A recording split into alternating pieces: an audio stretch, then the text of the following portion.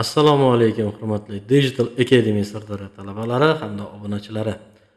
Bugun sizlar bilan biz brauzerlar temasini, ya'ni mavzusini batafsil o'rganib chiqamiz. Brauzer nima, qidiruv tizimi nima kabi savollarga oydinlik kiritib, imkon qadar javob topamiz. Demak, boshladik. Biz xayolimizga birinchi internet desak nima keladi? Google chiroymi bormi deyishadi. Nimadir ma'lumot kerak bo'lsa yoki nimadir qidiradigan bo'lsak, faqat biz Google'ni qidirishga harakat qilamiz.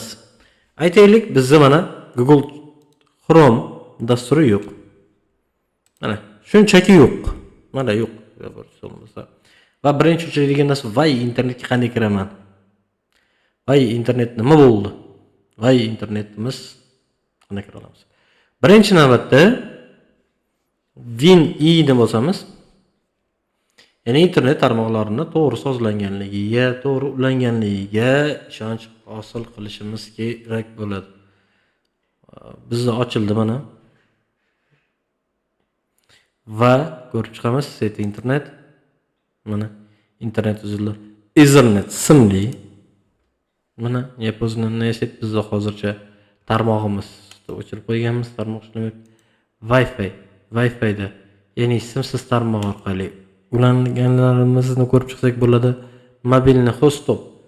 Bu ushbu notebookimiz ham Wi-Fi orqali qabul qilishi yoki Wi-Fi da signalni chiqarishi mumkin bo'ladi. Bu to'g'risida batafsil yana to'xtalib o'tamiz. Rejim samolyotim, hamma narsa joyida, дополнительные сетевые параметры, Ethernet mana yonib turibdi. Toki Bluetooth'imiz ham, беспроводный setimiz ham ishlab turibdi mana. Включено. Marhamat. Agarda bizda simli internetimiz bo'lib, ushbu simli internetimiz o'chiq bo'lsa, mana aytdim, Wi-Fi da o'chirib yo'qsak bo'ladi. Mana bu narsani ham o'chirib yo'qsak bo'ladi mana. Marhamat. Bemalol mana shu joyda o'chirib yo'qsak bo'ladi. Demak, internetimizni yo'q oldik. Endi internet olamiga bevosita sayohat qilamiz. Bu uchun bizga har qanaqa Windows dasturimizda tayyor bo'lib turgan Windows Explorer dasturi yordam beradi. Shunchaki poiskka biz internet deb yozadigan bo'lsak, marhamat chiqib keldi buni. Birinchisi har qanaqa kompyuterda bo'ladi va Microsoft Edge. Microsoft Edge dasturi ancha yangilangan va qulayligi uchun Microsoft Edge deb boshladik. Mana brauzerga ishga tushdik. Brauzerning asosiy vazifasi nima? Internet tarmog'ida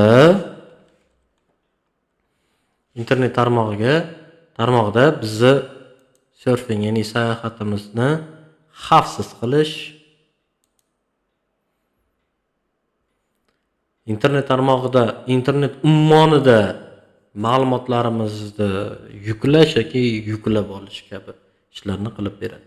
Ya'ni kompyuterimizda har bir ishi uchun o'zini mo'ljallangan dastur bo'ladi. Bu nima desak bo'ladi? Bu agar oshxona misolida tushuntiradigan bo'lsak, har bir ishimiz uchun yoki taomimiz uchun o'zini qurollari bo'ladi. Hattoki pichoq ham. Go'sht maydalash uchun alohida pichoq ishlatamiz. Boshqa sabzavotlar uchun alohida, non uchun alohida pichoqlarni ishlatishimiz mumkin bo'ladi. Va shu narsani yodda tutaylik har doim. Har qanaqa ish uchun o'zini dasturi bor. Bu faqatgina internetimiz yoniqtisa internet sahifasini ochib beradi. Mana bu yerda mana. Endi mana Google.com deb yozdik. Google.com bu qidiruv tizimi. Ya'ni biron bir ma'lumotni internet ummonidan sizga qidirib topib beradi. Va sizga kerakli bo'lgan ma'lumotlarni qidirib topib beradi. U qadar mana keng, mana internetimiz Google bo'lmasa ishlamasa ekan. Yo'q, mana marhamat. Hattoki Yandex qidiruv tizimi bor. Yandex uzib qidirsak mana marhamat chiqib keladi. Yoki Bingo mana o'ziniki. Bingo qidiruv tizimi bor. Kechirasiz, boshqa narsaga kirib ketib qolibdi. Bu bingo mana. Bing. Bing AI. Marhamat, Copilot. Qidiruv tizimlari mana Bing. Qidiruv tizimi Microsoft o'zi. Ya'ni har bitta soft firmani o'zini qidiruv tizimlari bor. Demak, qidiruv tizimlari, misol uchun mana o'zimiz haqida ma'lumotlarimizni qidiraylik. Shunchaki Google tizimi juda ham keng tarqalgan. Marhamat. Bizga umuman aloqasi yo'q bo'lgan narsani yozib chiqdi, chunki qisqa ma'lumot yozdim. Yana Google dan ko'raylikchi, qani Yandex AI qanday bizni qidirib topar ekan? Qidirib topdi. Ma'lum jihatdan.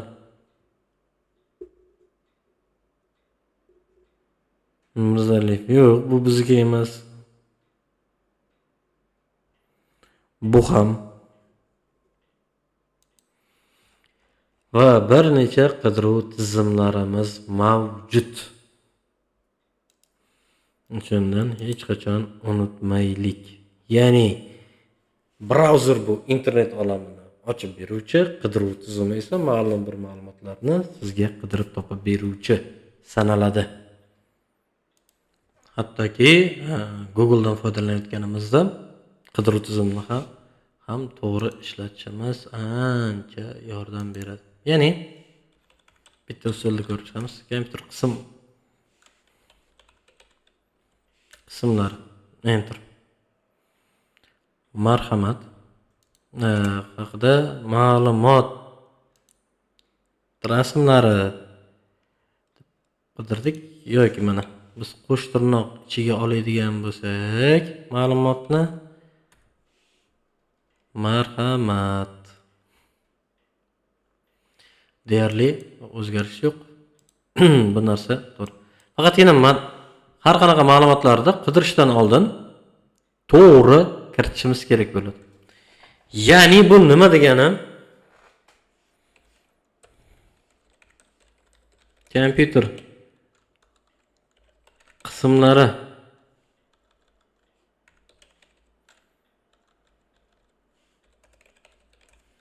haqida to'liq ma'lumot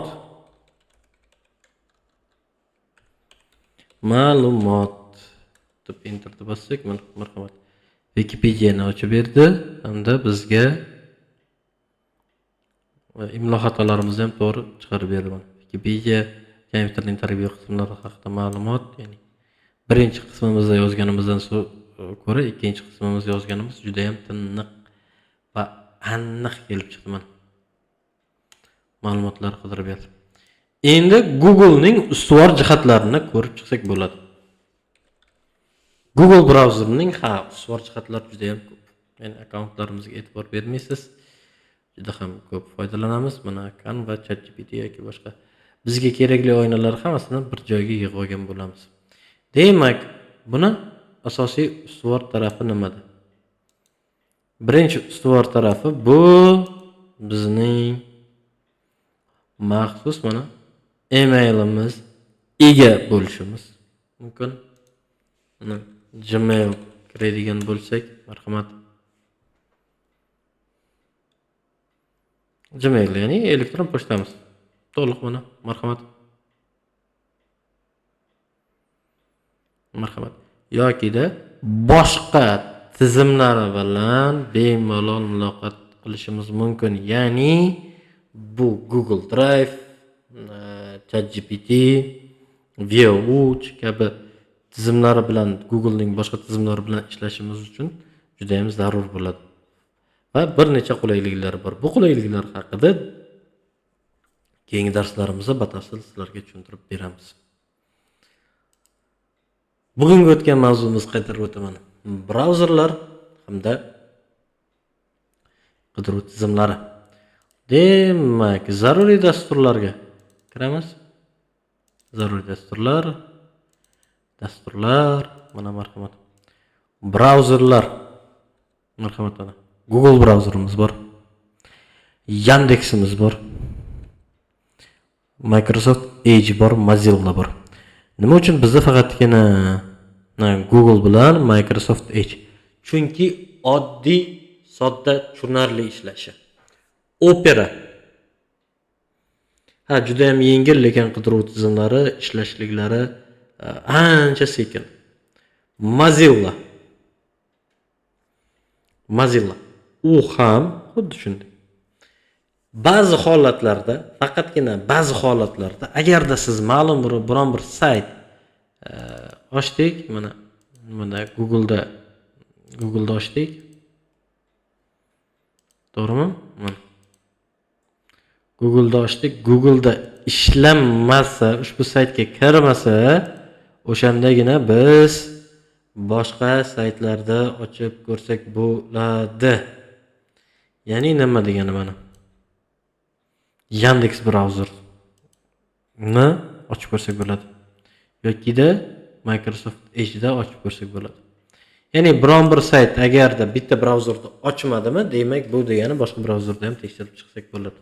Va o'sha holatda sizda Mozilla brauzerlari to'g'ri keladi. Ushbu brauzerlarni havola orqali bemalol ko'chirib olishingiz mumkin bo'ladi. O'zini ofitsialniy saytlardan ko'chirib olsangiz bo'ladi. Va yana qanaqa dasturlarni o'rganmoqchisiz, qanaqa dasturlarni biz ochilib ko'rsatib beraylik, o'rnatish usullarini yokida sizni qiziqtirayotgan savollarga biz javob beraylik. Salomat bo'linglar, keyingi darslarda uchrashguncha xayr.